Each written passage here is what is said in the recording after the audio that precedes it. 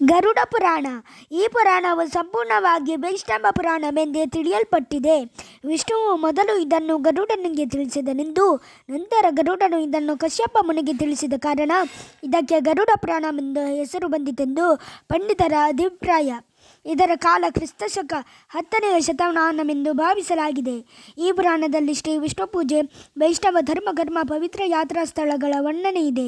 ಈ ಪುರಾಣದ ಪ್ರೇತಕಲ್ಪದಲ್ಲಿ ಮರಣಾನಂತರ ಜೀವಾತ್ಮನಿಗೆ ಒದಗುವ ಗತಿ, ಕರ್ಮ, ಯಮಲೋಕದ ದಾರಿ, ಪ್ರೇತಗಳ ಗತಿ, ನರಕ, ಹಿಂದೆ ಸತ್ತವರಿಗೆ ಮಾಡುವ ಕರ್ಮಗಳು, ಪಿತೃಪೂಜೆ ಮುಂದಿನ ಅನೇಕ ವಿಷಯಗಳ ವಿವರಗಳಿವೆ. ಬ್ರಹ್ಮಾಂಡ ಮಹಾಪುರಾಣ. ಇದನ್ನು ಬ್ರಹ್ಮನು ಹೇಳಿರುವುದರಿಂದ ಇದಕ್ಕೆ ಬ್ರಹ್ಮಾಂಡ ಮಹಾಪುರಾಣವೆಂದು ಹೆಸರು ಬಂದಿತೆಂದು ಹೇಳಲಾಗುತ್ತಿದೆ.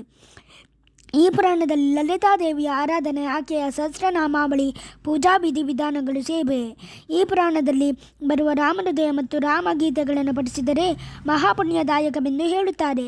ಮೂಲತಃ ಈ ಪುರಾಣದಲ್ಲಿ 23,000 ಶ್ಲೋಕಗಳಿದ್ದವೆಂದು ಹೇಳಲಾಗಿದ್ದರೂ ಈಗ 7,000 ಶ್ಲೋಕಗಳು ಮಾತ್ರ ಕಂಡುಬರುತ್ತವೆ.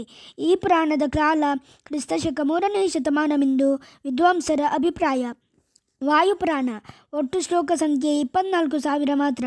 ಈಗಿರುವ ಈ ಪುರಾಣವು ಕ್ರಿಸ್ತಶಕ 5ನೇ ಶತಮಾನದ್ದೆಂದು ಪಂಡಿತೋತ್ತಮರ ಹೇಳಿಕೆ. ಆದರೆ ಪ್ರಾಚೀನ ಭಾಗಗಳ ಕಾಲ ಕ್ರಿಸ್ತಶಕ 200 ಇಲ್ಲವೇ ಅದಕ್ಕೂ ಹಿಂದಿರಬಹುದು.